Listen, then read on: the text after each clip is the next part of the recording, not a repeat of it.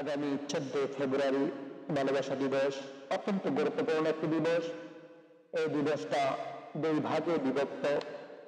এই দিবসে কিছু মানুষ আল্লাহর প্রেমে আল্লাহর ভালোবাসায় মগ্ন হবে, কিছু মানুষ দুনিয়ার ভালোবাসায় লিপ্ত হবে। যারা দুনিয়ার ভালোবাসায় লিপ্ত হবে তাদের দ্বারা পাপ হবে, পাপ হয়, পাপ জন্ম দিবে, পাপ সৃষ্টি করবে, পাপ দ্বারা আক্রান্ত হবে।